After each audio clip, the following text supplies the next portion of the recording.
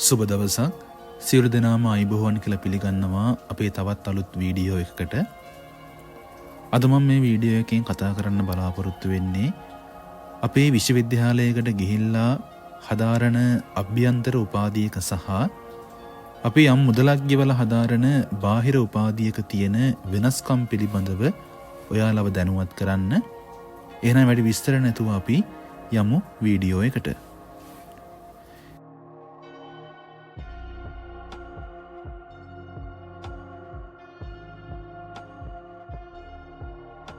ඉතින් අපිට මේ උපාධි දෙකෙන් කවර හෝ උපාධියක් හදාරන්න නම් අවම වශයෙන් උසස් පෙළ විභාගයට සාමාර්ථ 3ක් ලබා ගන්න අවශ්‍ය වෙනවා.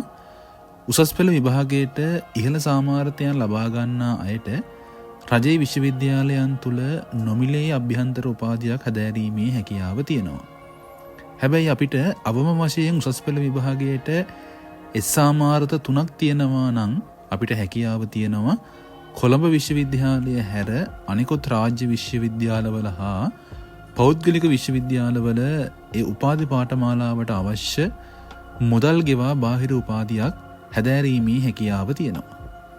ඉතින් විශ්වවිද්‍යාලයක් ඇතුළේ ඉඳන් උපාධියක් හදාරනකොට අපිට විශේෂවේදී උපාධියක් හැටියටත් එහෙම නැත්නම් සාමාන්‍ය වේදී උපාධියක් හැටියටත් අපිට මේ අභ්‍යන්තර උපාධිය හැදෑරීමේ හැකියාව තියෙනවා.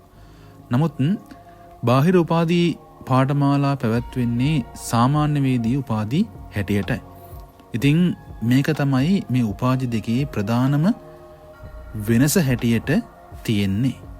ඉතින් මේ උපාධි දෙකින් ඔයා මොන උපාධිය ලබා ගත්තත් ඔයාට හැකියාව තියෙනවා රජයේ හෝ වෙනත් ඕනෑම ශාස්ත්‍රයක රැකියාවන් සඳහා ඉල්ලුම් කරන්න.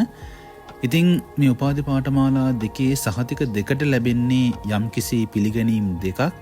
ඒකට හේතුව තමයි අභ්‍යන්තර උපාධියක් ලබා ගන්නා කෙනෙක් ඒ සඳහා විශාල කැපකිරීමක් සිද්ධ කරලයි එයාගේ අභ්‍යන්තර උපාධිය ලබා ගන්නේ.